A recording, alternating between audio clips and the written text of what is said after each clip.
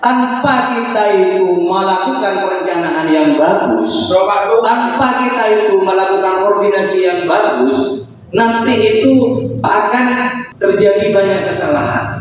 PPS itu harus mampu menguasai teknis pemungutan dan perhitungan suara.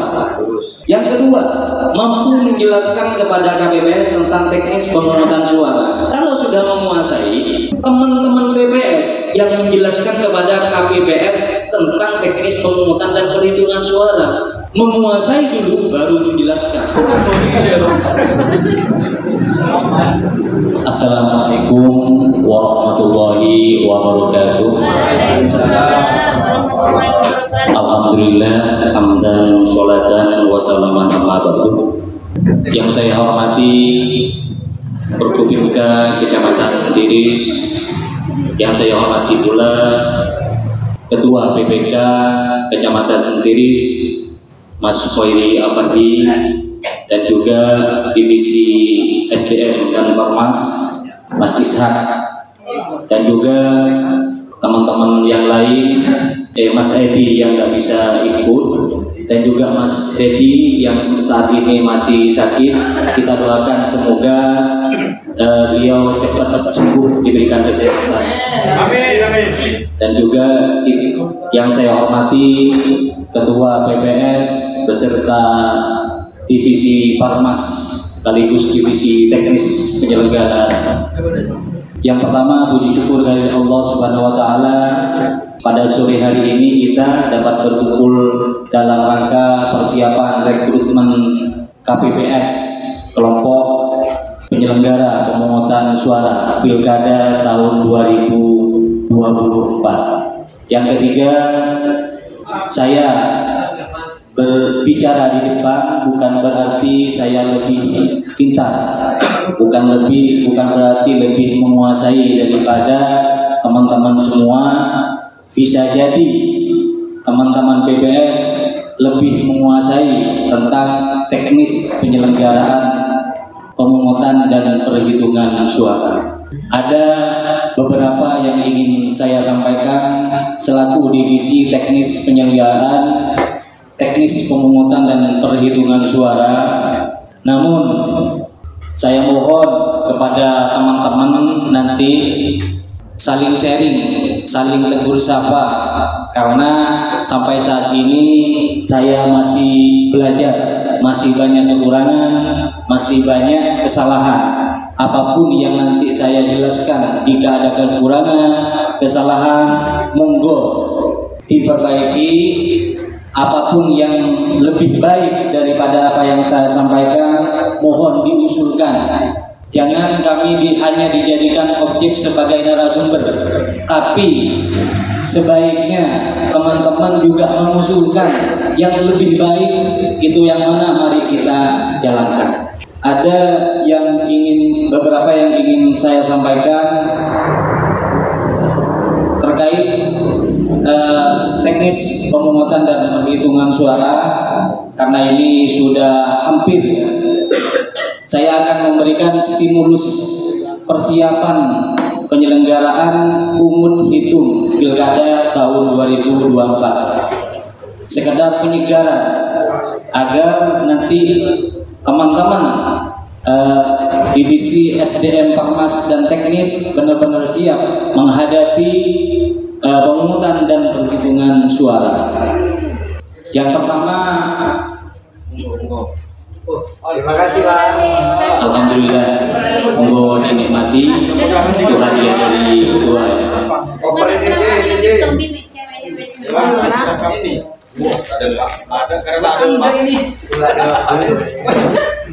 Sambil lalu dinikmati, sambil lalu fokus ke depan. Ini saya akan memberikan oleh-oleh dari kampus saya dulu, kenangan teori kepemimpinan. Dulu di kampus itu ada kegiatan pelatihan dan kepemimpinan, itu yang sampai saat ini saya praktekkan. Mungkin bisa diimplementasikan di teknis pemungutan dan perhitungan suara nanti. Ada dua teori kepemimpinan. Dalam kepemimpinan itu ada yang disebut bos atau leader. Tapi itu bukan hal yang sama ya. Itu mirip-mirip tapi ada perbedaan. Ini gambaran dari bos, yang ini gambaran sebagai leader. Ciri dari bos itu yang pertama, kalau kita jadi bos dalam memimpin sebuah organisasi ataupun sebuah forum, yang pertama memberikan perintah tanpa penjelasan atau proses pengerjaannya. Jadi pokoknya yang penting hasilnya seperti ini, kamu kerjakan. Itu tipe bos. Tidak menjelaskan bagaimana proses pengerjaan dari proses awal hingga akhir, hingga jadi hasil. Itu tipe bos. Mungkin bos ini masih kurang bagus dalam tipe kepemimpinan. Yang kedua, ciri-ciri kepemimpinan bos ini memimpin dengan metode satu arah. Jadi satu arah itu seperti apa? Jadi kita ceramah aja, mendengarkan, pokoknya apa yang saya sampaikan pasti benar, jangan menyanggah, jangan ngasih masukan. Nah itu tipe bos. Itu seperti itu mungkin kurang baik ya. Seperti itu. Yang ketiga, menyalahkan orang lain. Kita di sini sebagai penyelenggara antara PPS 1 dengan PPS yang lain, pada sekretariat, pada masyarakat dan lain sebagainya, jangan sekali-kali jangan gampang menyalahkan. Tanyakan dulu. Kalau seperti saya yang sudah saya praktekkan di usaha saya, anak buah saya, karyawan saya di Ufaprim, itu kalau melakukan kesalahan, saya tanyakan dulu, mengapa terjadi kesalahan seperti ini? Apa faktornya? Apa yang menyebabkan seperti ini? Nanti saya evaluasi. Tidak langsung dimarahi. Saya harap nanti PPS kepada KPPS jangan sampai ketika mereka melakukan kesalahan itu tanyakan penyebabnya dulu. Jangan fokus pada kesalahan, fokuslah nanti pada solusi. Ketika teman-teman nanti membimbing KPPS, jangan langsung menyalahkan. Jangan-jangan perintahnya salah atau mereka tidak paham, kan seperti itu. Kita harus pinter-pinter introspeksi diri. Jadi kita dulu perintahnya apa sudah benar, apa sudah jelas, kan seperti itu. Sehingga mereka tidak salah melaksanakan perintah. Berikutnya yang leader.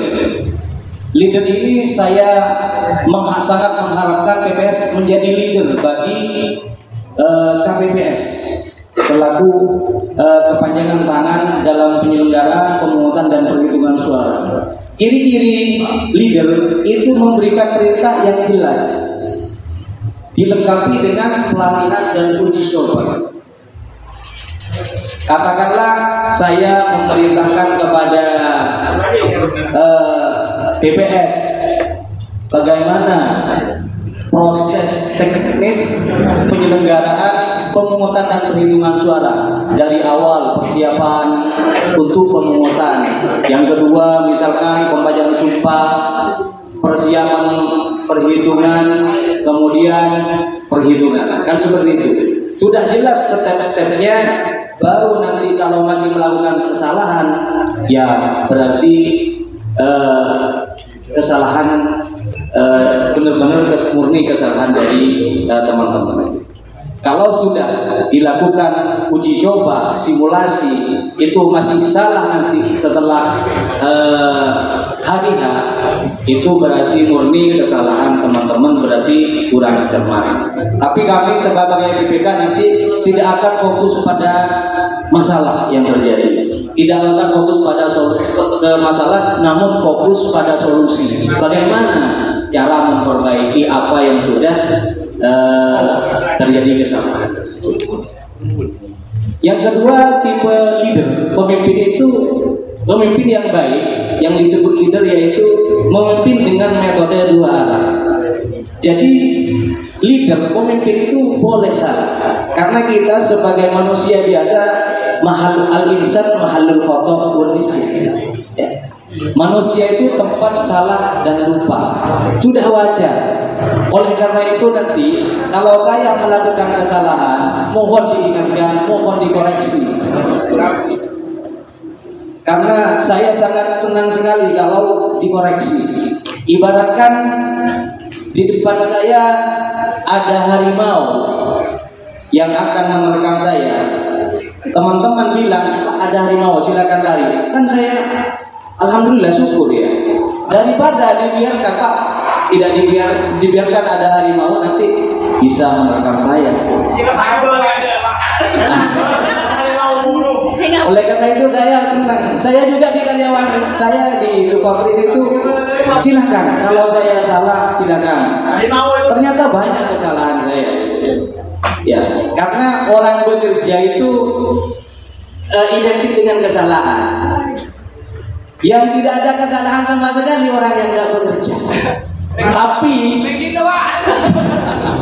orang yang bekerja itu apa? Sangat rentan dengan kesalahan, sangat rentan dengan kekeliruan. Namanya manusia. Ya. Ini kan waktu itu kan nampak, kira-kira nampak. Dan hari ini hari ketiga, hari ketiga sudah berjalan pengrekrutan KPPS. Dan saya yakin sebelum ketika teman mereka kesini disibukkan terlebih dahulu di tingkat desanya masing-masing untuk rekrutmen. Belum lagi masih rekrutan yang mungkin karena lagi waktunya Japanese atau mungkin paling lama sebelumnya. Iya, ini saya selesaikan dulu. Yang hal-hal yang teknis. Baik, oke. Karena saya tadi itu sudah terima kasih yang banyak ya. Koreksi ya. Iya, koreksi. Banyak. Makasih. Karena ini habis ini pimpinan. Iya. Terima kasih. Ya, mohon bersabar dulu ya. Karena saya tadi mau ambil di terakhir karena Mas Ishak itu nyuruh saya yang di depan, makanya nanti ada beberapa yang ingin saya sampaikan terkait ini yang urgent ini. Bersabar Mas Fauzi ya, karena begini, tanpa kita itu melakukan perencanaan yang bagus, tanpa kita itu melakukan koordinasi yang bagus, nanti itu akan terjadi banyak kesalahan. Seperti ini, Mas ya. Saya ini melakukan rakor ini. Ini termasuk menanamkan persiapan. Mohon dipahami dulu. Seperti kita mau berkebun, itu persiapan dulu. Seperti sapi, seperti air minum, makan. Nanti sebaliknya ya, kalau kita itu langsung berangkat tanpa bekal, nyampe ke sana capek, haus, ada yang mau diminum, kan seperti itu. Ini termasuk bagian dari persiapan. Mas Wahyu. Ya, mohon bersabar dulu ya. Yang ketiga, menerima kesalahan dan evaluasi. Jadi, leader itu mesti ada salahnya, pasti ada salahnya. Nanti seperti saya, ya terima kasih kalau dikoreksi. Namun saya bikin teori ini semalam dan niat untuk dikasihkan kepada teman-teman. Karena emang ngebentir saya semalam ngarang cari referensi, baca buku saya untuk diterapkan di sini. Emang. Iya. Saya persiapan tidak tanggung-tanggung, bukan sekarang. Saya tidak bukan. Tadi malam saya.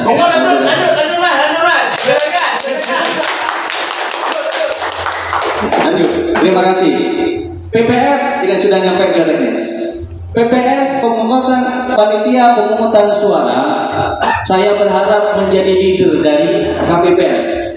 Mohon saya minum dulu karena agak.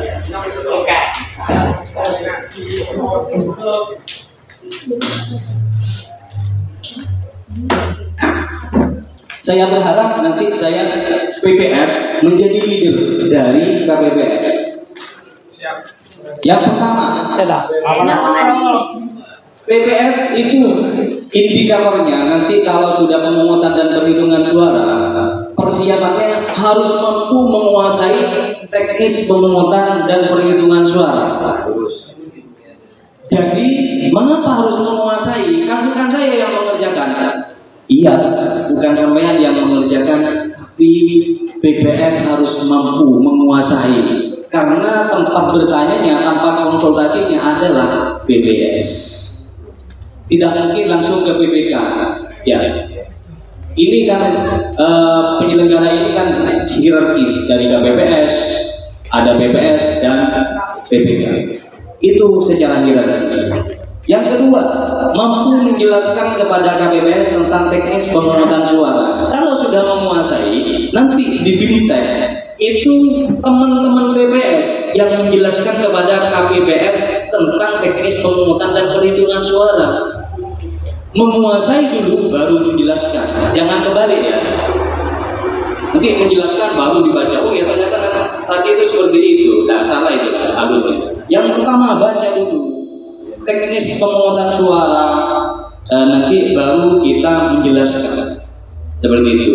Karena kemarin pengalaman saya di Ranwagung itu sepertinya kurang maksimal untuk di Ranwagung, karena saya warga desa Ranwagung, itu saya tahu untuk BPS yang pemilu kemarin itu kurang maksimal seperti itu. Dan saya tidak ingin terjadi lagi di semua desa, baik Tiris Timur ataupun Tiris Barat. Yang selanjutnya yaitu lakukan penugasan. Setelah dijelaskan, bukan hanya dijelaskan, nanti melakukan penugasan. Misalkan cara pengisian form hasil itu seperti apa. Kalian kalau sudah menguasai bisa melakukan penugasan. Coba pengisian bisa Anda kan seperti itu. Uji coba dan simulasi itu perlu, sangat perlu sekali. Bukan hanya dijelaskan habis itu assalamualaikum silakan kerjakan di rumah, jangan seperti itu. Kenapa uji coba dan simulasi ini penting? Ketika sudah KPPS sudah paham semua nanti, maka PPS itu sudah tenang.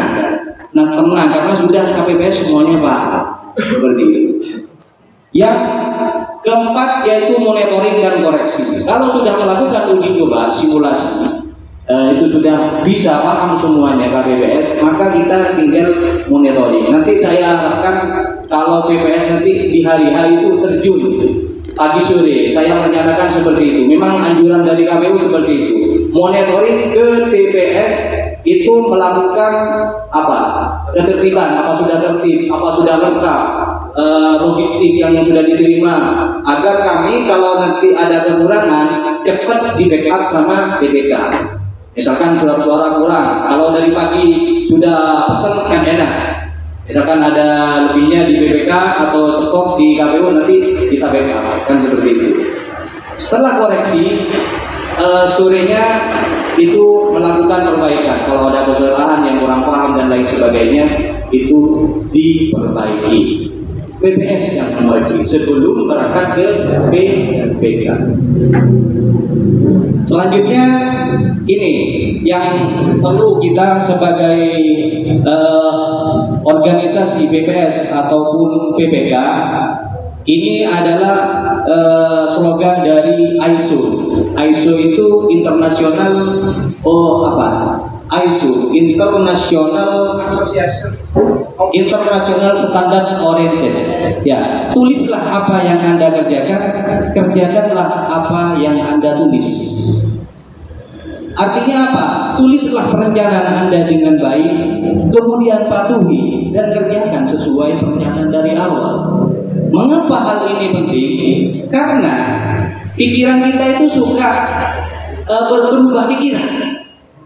Misalkan kita sekarang mau ke sawah, mau ambil rempah-rempah, kadang di perjalanan berubah pikiran, kayaknya tidak enak. Nah itu berarti tidak sesuai dengan perencanaan. Begitu juga nanti di teknis pemungutan dan perhitungan suara ini, kalau sudah dari awal ada monitoring pagi sore, nanti itu benar-benar dilakukan. Perencanaan itu ada, nanti di akhir nanti tidak di pleno, di hasil nanti tidak sulit, tidak sibuk, gitu loh. Kan seperti itu. Selanjutnya adalah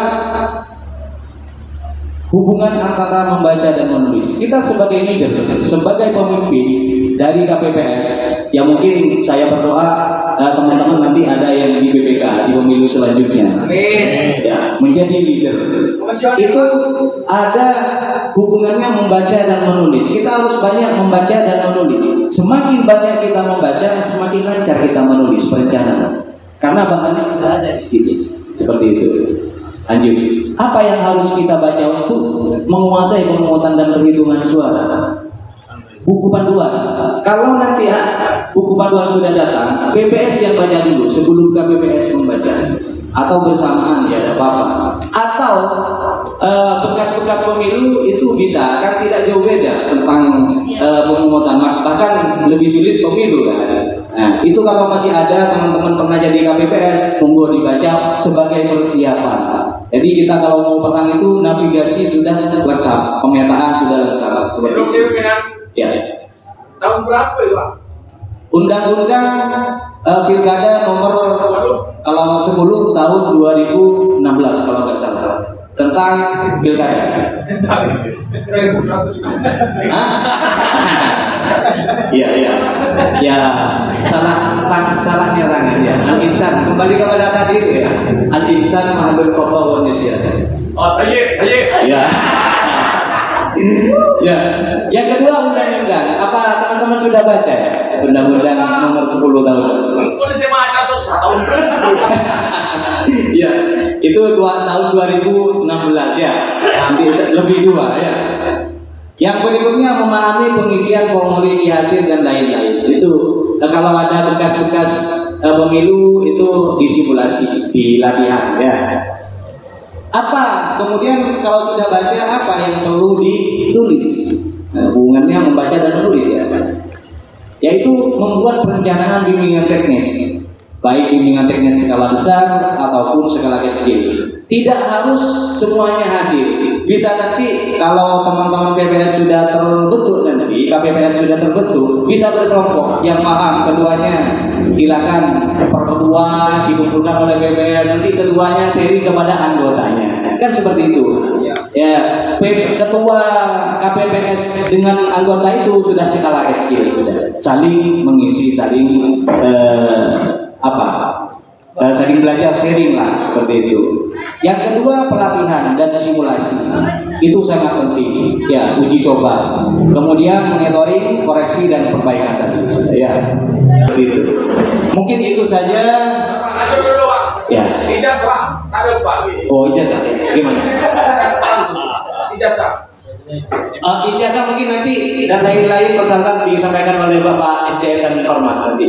Ya, mungkin itu saja dari saya selaku divisi teknis penyelenggaraan.